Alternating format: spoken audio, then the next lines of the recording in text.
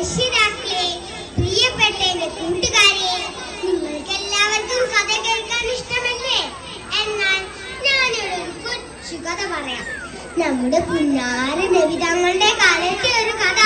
നല്ല ഗുണപാഠമുള്ള കഥയാണ്, കേട്ടോ. ബദർ, ഇതിഹാസം കൊള്ളുന്ന ഭൂമി. ആയുധങ്ങളുടെ ശബ്ദം മുഴങ്ങിക്കൊണ്ടിരിക്കുന്നു. സൈന്യവും തയ്യാറായി കഴിഞ്ഞു.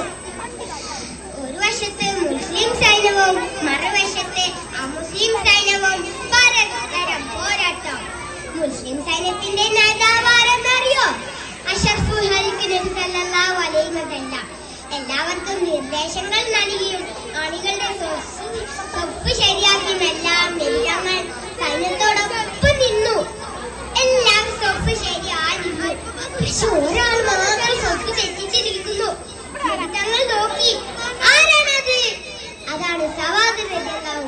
നബിതങ്ങൾ സവാദ് റളിയല്ലാഹുവിന്റെ ഉദരത്തിലോട്ട് ഒറ്റ തട്ട് കൊടുത്തു. ശരിയായി നീക്കം വലിച്ചു.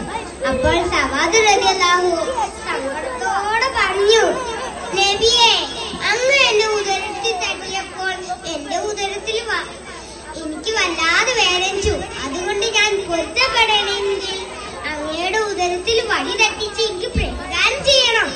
എന്ത്? നബിയോട് പ്രതികാരം ചെയ്യാനോ? സ്വഹാബികൾ ഉത്കണ്ഠരായി.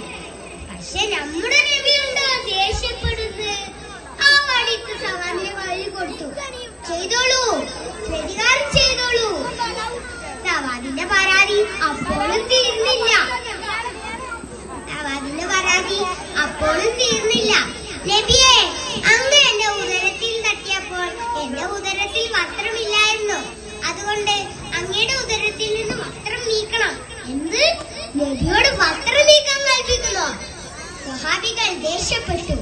കൂട്ടത്തിൽ കേമനായ ഉമർ റളിയല്ലാഹുവിന്റെ മുഖം ദേഷ്യത്താൽ ചുവന്നു തുടുത്തു.